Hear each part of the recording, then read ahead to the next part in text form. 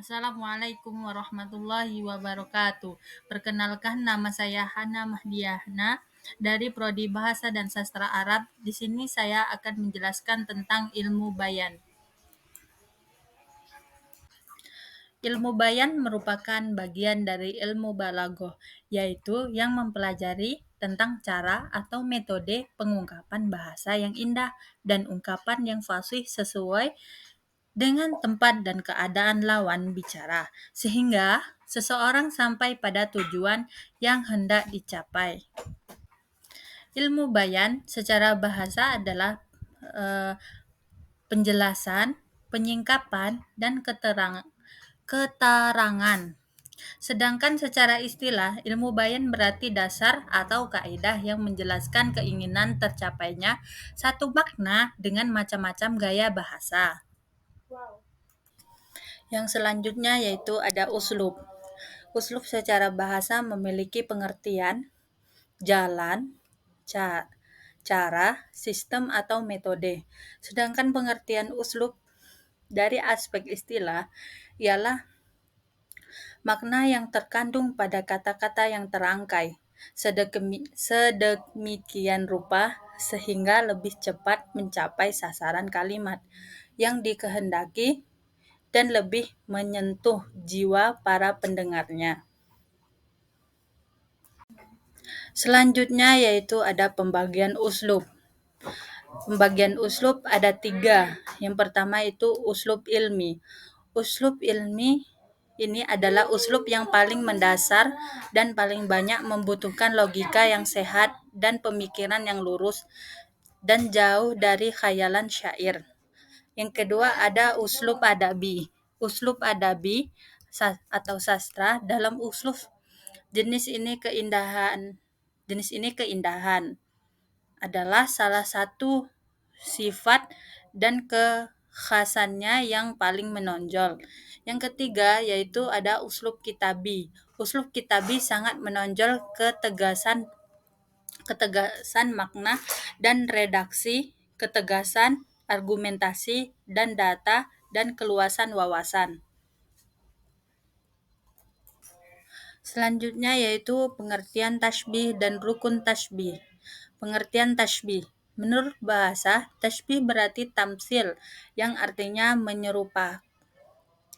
penyerupaan. Sedangkan menurut istilah menjelaskan bahwa suatu perkara bersekutu dengan yang lainnya dalam satu sifat atau lebih dengan menggunakan perantara kaf sejenisnya, baik secara tersirat maupun tersurat. Selanjutnya yaitu rukun-rukun tasbih. Yang pertama ada musyabbah. Musyabbah adalah suatu yang diserupakan. Yang kedua ada musyabbabi. Musyabbabi adalah suatu yang diserupakan dengan musyabbah. Dan yang ketiga ada adat tasbih. Nah, adat tasbih yaitu huruf atau lafaz yang menunjukkan perumpamaan atau penyerupaan. Yang keempat ada wajah syabbah. Wajah syabbah adalah sifat yang terdapat pada kedua pihak dan diisyaratkan sifat harus lebih jelas dan lebih kuat pada musyabbabi daripada musyabbah. Selanjutnya yaitu pembagian tasbih berdasarkan sudut pandang ada atau tidaknya ada tasbih. Yang pertama yaitu ada tasbih mursal. Tasbih mursal adalah tasbih yang disebutkan adat tasbihnya. Contohnya huwa kallu'lu'i fis safwa, yang artinya dia perempuan itu bagaikan permata pada jernih. Dan yang kedua ada tasbih muakkad. Tasbih muakkad adalah tasbih yang dibuang adat tasbihnya. Contohnya yaitu al-ilmu nurun fil hidayah. Artinya ilmu bagaikan cahaya dalam pemberi petunjuk. Yang ketiga ada tasbih mufassal. Mufassal. Tasbih mufassal adalah tasbih yang disebutkan wajhu sabbahnya. Contohnya yaitu qalbuhu kal hijarati qaswatan wa batan. Artinya, hatinya seperti batu dalam keras dan kuatnya. Yang keempat yaitu ada mujmal. Ada tasbih mujmal. Nah, tasbih mujmal adalah tasbih yang dibuang wajhu sabbahnya. Contohnya Aisyatu kal wardati.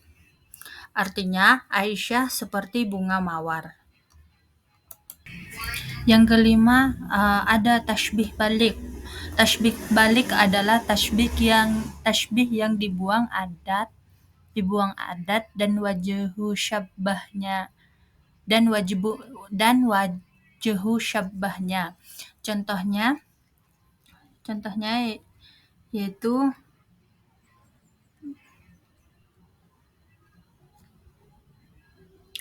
anta syamsun, anta badrun, anta nurun fauqa nurin.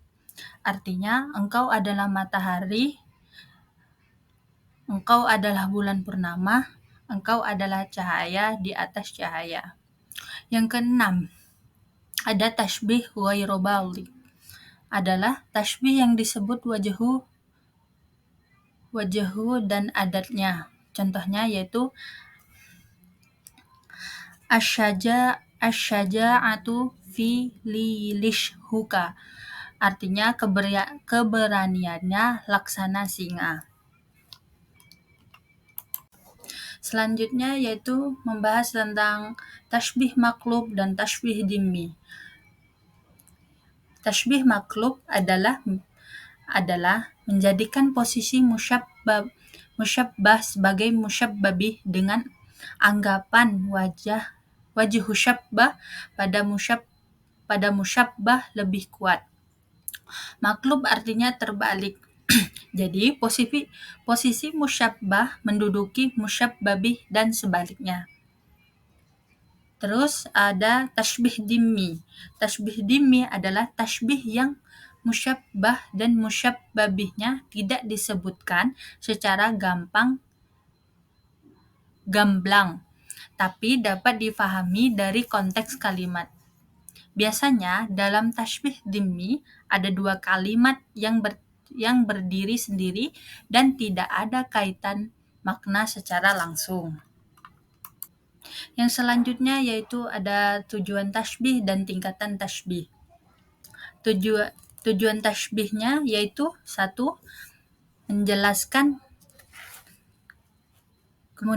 menjelaskan terjadinya suatu hal yang musyabbah, suatu hal pada musyabbah, yakni ketika sesuatu yang sangat aneh disandarkan kepada musyabbah dan keanehan itu tidak lenyap sebelum dijelaskan keanehan serupa dalam kasus lain. Yang kedua, menjelaskan keadaan musyabbah, yakni bila musyabbah tidak dikenal sifatnya sebelum dijelaskan melalui tasbih yang menjelaskannya. Dengan demikian, tasbih itu memberikan pengertian yang sama dengan kata sifat. Yang ketiga, yaitu menjelaskan kadar keadaan musyabbah, yakni bila musyabbah sudah diketahui keadaan secara global, lalu tasbih didatangkan untuk menjelaskan rincian keadaan itu. Dan yang keempat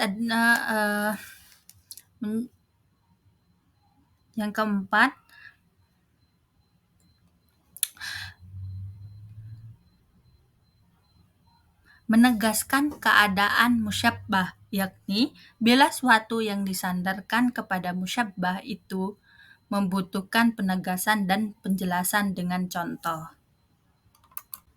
Yang terakhir ada tingkatan tasbih. Tingkatan tasbih dari yang terlemah hingga terkuat. Yang pertama itu tingkatan pertama disebutkan musyabbah, musyabbabi, wajhu syabbah, dan adat tasbih. Adat tasbih, terus tasbih mursal. Yang kedua, tingkatan kedua yaitu menghapus musyabbah. Tingkatan ketiga itu menghapus adat tasbih dan menghapus adat tasbih. Yang keempat itu menghapus musyabbah dan adat tasbih. Yang kelima yaitu menghapus wajhu syabbih dan menghapus wajhu syabbih yaitu tasbih mujmal. Tingkatan keenam yaitu menghapus musyabbih. Tingkatan ketujuh yaitu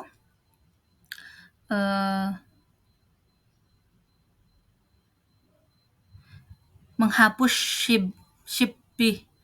Dan yang kedelapan menyebutkan musyabbabihnya. Sekian dari saya.